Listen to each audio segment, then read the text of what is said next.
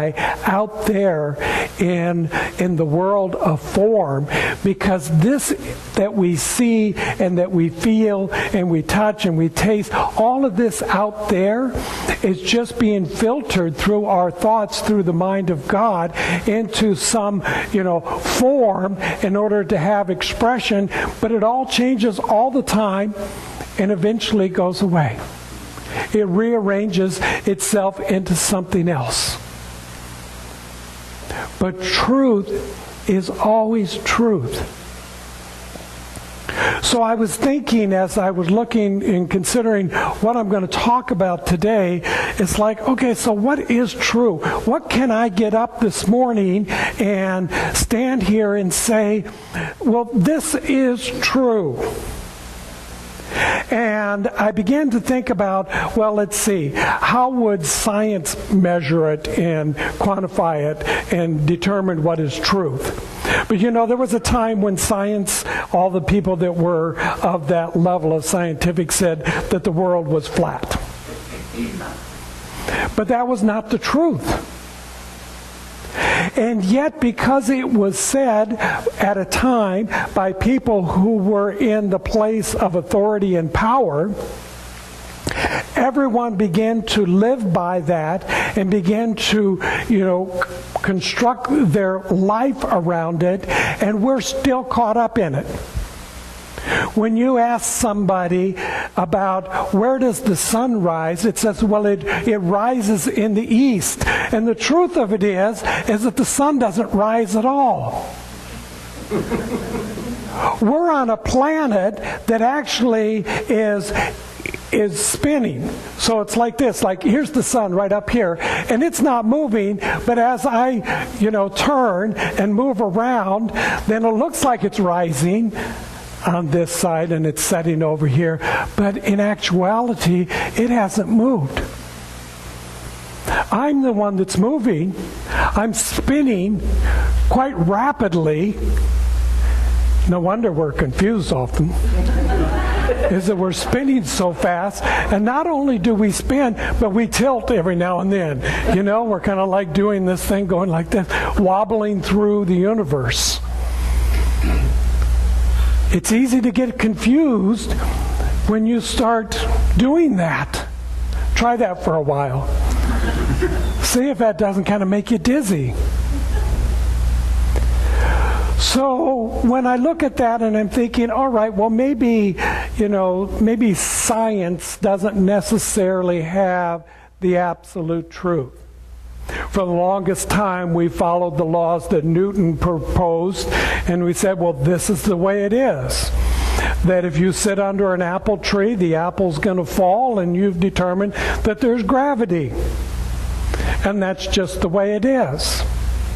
Now, there's a definitive law about gravity, as far as we understand it, that says the truth of it is that it works, period.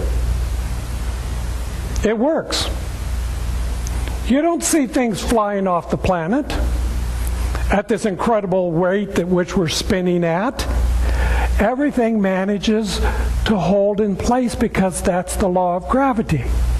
If I were to move this piano, and I'm not going to because it's pretty big and heavy, but if I were to move this piano with some effort, wherever I left it is where gravity is going to hold it, because that's the way it works. Gravity is neutral. It's impartial. It doesn't sit there and say, well, now you've moved it, I'm going to throw it out into space. That's when we talk about law. And yet, science is coming into this idea now with quantum theory that says, well, there's something a little bit different than this apple falling out of the tree or what we think is gravity, because if you could really actually see it as it is, this piano is not solid. There's a lot of space going on in these molecules and these atoms. And if you had the ability to see it as it was, as well as to see yourself as you are, you would be able to put your hand through that if you could figure out the vibration that the piano was operating at and the vibration that you're operating at, and then you would get in alignment with that, and you could walk through it. Now, we haven't quite figured that out, but there's theory that's saying that that is possible and potential. And what we know in science of mind, anything that you can imagine, you can create.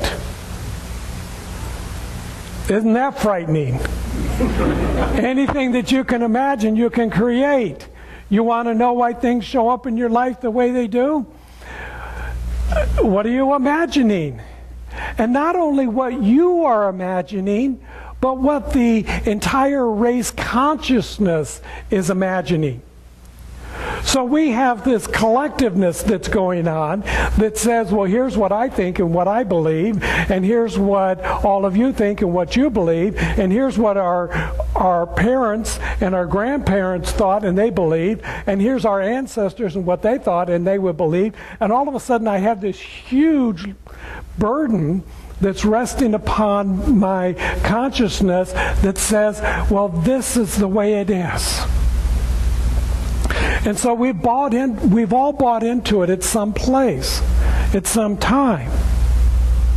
So we have this idea that there is birth and death. And we're not sure what came before that or what's going afterwards. But we know that there's an experience here someplace in between. And so we spend a lot of our time, not this group, but other groups, spend a lot of their time thinking about how they're going to try to avoid death. And they're so caught up and so focused on that they've forgotten how to live. Wouldn't it be incredible if we all were to change our focus and start to think about, how am I going to live? And I don't care if you're a day old or if you're 100 years old. Today, right now, because you are here, you are having this experience, how are you going to live? I'm trying my best to live by the truth of what I know. And the truth of what I know is that God is all there is. Say this with me, there is only one life. There is only one life. What more do you need to know? There's only one life. It is God's life. It is perfect, whole, and complete. And the more that you can bring that in, the greater that you can understand that, the deeper that you can embody that, then you will begin to experience that and bring it out into the form in which you are living. But it all has to begin in here. You have to find the truth, and you have to find it within yourself. The truth is not something that I've said. The truth is not something that somebody wrote. The truth is not something that somebody else has said. It's true for them, but it may not be true for you. There's a way in which we look at life and we see the conditions, and we know that each and every one of us filters everything in our own way. So if we had one event, and let's say the event is that I'm standing here. This event that's happening right here, right now, is being perceived by me in one way. It's being perceived by each and every one of you in a different way. Slightly different, somewhat uniformed, because we're all in agreement to some level about how things are operating. But the truth of it is that you're seeing it in a little bit different way. Because perhaps when you woke up this morning, you weren't feeling in total alignment with the universe. Because maybe, I don't know, your battery was dead, your checking account was a little low, or you were a little tired and you didn't feel like getting up, and so you kind of like struggled your way to get here. Or maybe everything was flowing in exactly the way you wanted it to be, and so as you arrived